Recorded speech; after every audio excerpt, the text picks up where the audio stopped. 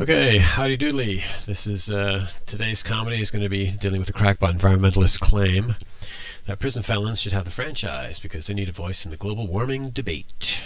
And boy, it sure makes sense that felons would apportion a substantial plot of their mental real estate to global warming. I mean, it's all about the future, man, and we know just how forward-looking crooks are. That's why they're in the big house, because they're forward-looking. Their crooks are always taking a long-term perspective when it comes to planning out their future, for sure. So what am I referring to? Here's a Daily Caller story from a couple of days back. Environmentalists say imprisoned felons should be able to vote because of global warming. Until each and every one of them have their voting rights restored, the movement for climate justice and every progressive cause will be severely disadvantaged. Sabella Narasimhan, digital campaign manager for 350.org, wrote in an email to supporters sent on Monday. When people can't vote, fossil fuel billionaires win. The email directs supporters to sign on to a letter to Congress demanding felons be allowed to vote while incarcerated. The online letter is supported by 350.org and other groups including Common Cause, the Hip Hop Caucus, oh yeah, Progress America, and RootsAction.org, oh yeah. Activists argue felon voting will somehow help compel our elected officials to take real action on the climate crisis. Yeah, it's nothing like being attacked by felons. I mean, what? Gonna be whipping out the shooting irons? Vote in global warming or else. I mean, what? Are they gonna kidnap them? Under current laws, prisoners are counted as residents of the electoral district their prison is in, but they don't get a vote. 350.org's Narasimhan wrote, arguing the current system unfairly skews political representation towards rural white communities, where prisons are often built. Well, you can just imagine if you give them the vote to, let's say you have like a small rural community, which just happens to actually, they only house like some kind of prison out there, for profit jail, one of these kind of things, which employs a lot of people from the local community, right? Well, all of a sudden you have this massive jail, let's say, complex, which potentially is going to outpopulate the local community, or at least it's going to put a severe dent in the in how electoral outcomes emerge, but the consequence that these prisoners are going to have a say in local sentencing guidelines, the nature of local laws, what's legal, what's illegal. Maybe Ponzi schemes can be legalized by these people in the local, in the state or in that county or whatever else. And if you get in a Ponzi scheme too late and lose your shirt, well, that's just too bad. But you can't be prosecuted for running the scheme. Maybe you can sell, you have a little boiler room and sell penny stocks to pensioners. I mean, all this kind of crap is potentially going to become legal if you give these people the vote. Because what on earth are crooks going to vote for? An extra Twinkie, conjugal visits. Right? This is just, it's crazy.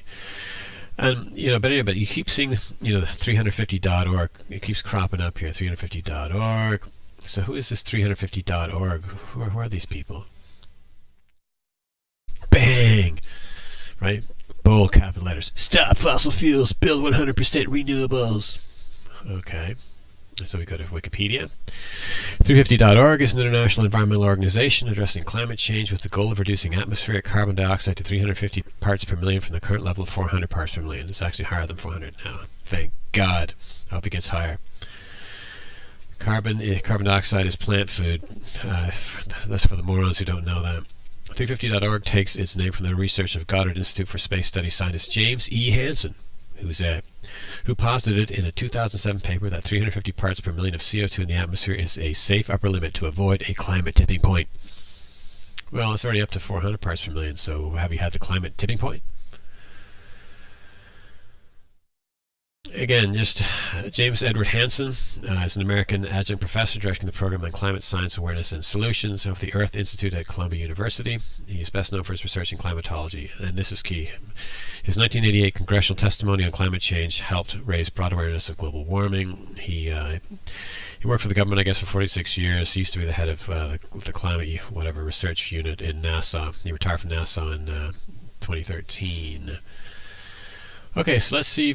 He's a scientist. He makes predictions. That's his whole business. Is climate change. He's looking into the future, right? He's bringing science to the equation, so to speak. Okay. Here's an interview. Give you an idea of the great visionary. This is Susie Hansen from 2001. This is before I think Salon, lost its mind. I was still a contributor, a subscriber. Anyway, so she reports. She's in the Bay Area, I presume. While doing research 12 or 13 years ago, man, I met Jim Hansen, the scientist dude who in 1988 predicted the greenhouse effect before Congress. I went over to the window with him and looked out on Broadway in New York City and said, "If what you're saying about the greenhouse effect is true, dude, is anything going to look different down there in 20 years? He looked for a while and was quiet and didn't say anything for a couple of seconds. I didn't want to harsh his mellow. And then he said, "Well, there'll be more traffic." I, of course, didn't think he heard the question right. Then he explained, "The West Side Highway, which runs along the Hudson River, will be underwater. And there will be tape across the windows across the street because of high winds. And the same birds won't be there. The trees in the median strip will change." Then he said, "There will be more police cars. Why? Well, you know what happens to crime when the heat goes up." Oh, all right. Well, let's take a look. Let's see the claims of the West Side Highway, which runs along the Hudson River, will be underwater. Wow. Check out maps.org. What do we find? Or Google Maps. There it is, baby. The West Side the West Side Highway running along Hudson River Park, I guess. High and dry. Oh, geez, what a surprise. What else did he say here? What was it here? Oh, crime, right. Sorry. He said, well, there will be more police cars. Why? Well, you know what happens to crime when the heat goes up. Okay, so according to Bozo here, Jim Hansen, we're in the midst of this whole global warming thing, and the planet's throbbing with heat, and it's just radiating like a hot stove. So how's crime doing? Well, let's take a peek-a-loo. 1990, the temperature keeps going up. 2000, 2005, 2010, 2015, and the crime rate goes down, down, down, down. Good job, Jimmy. Let's see what else he say. Didn't he also say that restaurants would have signs in the windows that read "water by request only"? Apparently he replies something like this. Under the greenhouse effect, extreme weather increases. Depending on where you are in terms of the hydrological cycle, well, that sounds scientific. You must be right. You get more of whatever you're prone to. New York can get droughts. The droughts can get more severe. Okay, that's New York. What about New York's not getting droughts. I didn't look into that. What I did look into was hurricanes, the kind of thing which gets on the news, right? And what do we find? The science behind the U.S.'s strange hurricane drought. Since 2005, though, we've experienced no major U.S. landfalls until Harvey this year. This article is from 2017. So from 2005 to 2017, a drought of hurricanes. No, I think it was no Category 3 or above made landfall in the United States, right? So yet another failed prediction, right? Let's review. The West Side Highway is high and dry. It is not underwater like he said. Crime went down, not up, as opposed to what moron said. And there was a strange, I don't think strange at all, hurricane drought, okay, from 2005 to 2017. Okay, all, completely in opposition to the, or countering his idiotic predictions. Why can't I speak English when I make these videos? Anyway, all right. So that's the James Hansen and the predictions stuff. Okay. Okay. So, who's in favor of this craziness? This in terms of politicians. Who's in favor of enabling imprisoned felons to vote? Well, Bernie Sanders says felons should be able to vote while in prison. Okay. So what's the thinking? I think that is absolutely the direction we should go, Sanders said at a town hall in Muscatine, Iowa, when asked if more states should extend the vote to felons currently behind bars. In my state, what we do is separate. You're paying a price, you committed a crime, you're in jail. Okay. So in other words, the idea is that you're incarcerated, you're repaying your debts to society. In essence, you've sort of learned your lesson, right? Well, that's an interesting kind of idea or theory, shall we say, but does it actually pan out? What about recidivism rates? Well, this is Wikipedia recidivism. There are all kinds of statistics you can get. This is just this is one of many I could find. This is the easiest thing to go to. Okay, violent crime recidivism rate is 62%. Property like burglary, 74%. Drugs, I'm for legalizing drugs. Public order, for being violent in public, slap people around, family violence, beating kids, pets, 63%. On average, 67.5%. So in other words, 2/3 of everybody that's incarcerated basically is going to break the law again. And you notice, for example, with property crimes, it's especially high, 74%. And I'm sure it's actually higher than 74% because this only accounts for those people who actually get caught doing the crime again. Of course, prisons are known for being a sort of university for crooks. It's where you learn how not to get caught the next time. Some of them obviously get caught because they're idiots. Others don't. I mean, I forget what the statistics are exactly for it's not that I forget actually, but the statistics, as I recall, for I think it's B&E, breaking and entering, being a second story guy, like that kind of thing. People only get caught one in every 19 burglaries. So basically, you almost never get caught, which is why they're always going to go back to do it. So again, if you give bozos like this the vote, how do you think they're going to vote? What are they going to ban? I mean, the left wants to ban guns. They're definitely for banning guns because they don't want you to have a gun, so that way they can carry an illegal weapon into the house when they're robbing you. What else are they going to ban? They're probably going to ban alarm systems. Well, why not? If you can ban the guns, why can't you ban alarm systems?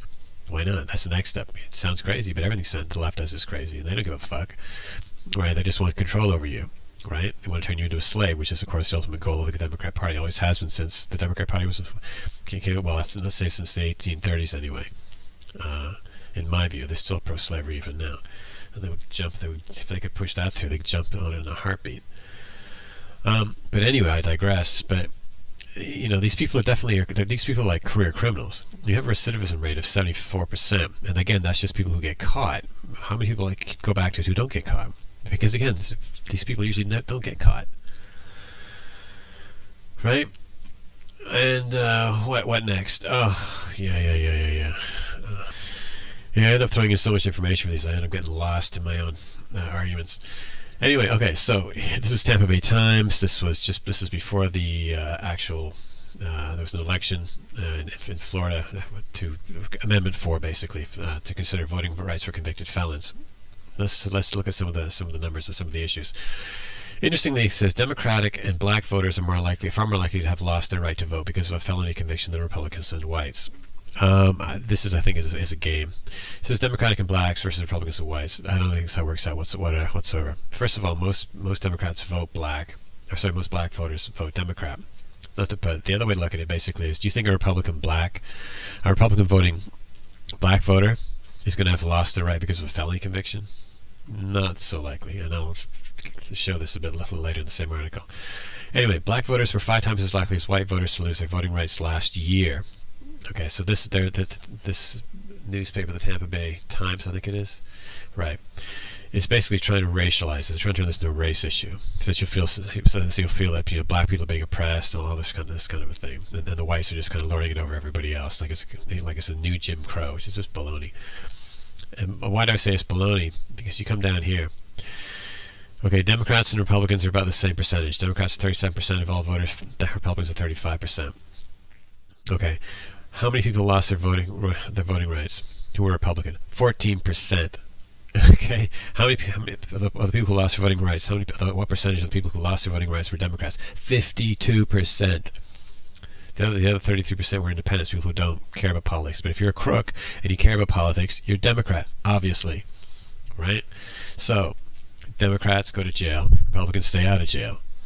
Right, so basically, if you give the vote to crooks, you're basically putting more Democrats back in the voting pool, right?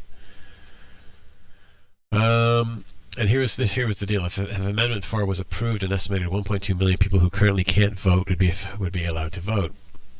Okay, any significant change in the makeup of the electorate in Florida would upend politics in the state with a recent history of extraordinarily close races. Donald Trump won Florida over Hillary Clinton 2 years ago by 112,000 or 113,000 votes, securing him the presidency. You're putting 1.2 million people back, Democrats, back in the voting pool. You think Trump is going to win the vote in Florida? Because you know how the criminals are going to vote. They'll always vote Democrat, of course. Anyway, so what happened? Well, Florida voters restored voting rights to nearly 1.5, and that's million convicted felons as a result of Amendment 4 passing on Tuesday's referendum, and this was of November of last year. So it's a done deal. Again, so who supports this kind of craziness? Bernie Sanders and our favorite Pocahontas, our favorite fake Indian, Senator Elizabeth Warren, also Democrat, of course, said recently that she endorsed enfranchising felons who have served their sentence but did not go as far as a Vermont senator regarding voting rights for those currently behind bars. While they're incarcerated, you like this. I think that's something we can have more conversation about. I need to be persuaded. No, she needs to be persuaded by the polls. So the polls lean in that direction, then she'll what do you call it? Cross the Reddit seas or whatever the biblical reference is. Yeah. She'll be for it. Anyway, my brain's getting kind of exhausted doing these long videos. Suffice to say, let me see here.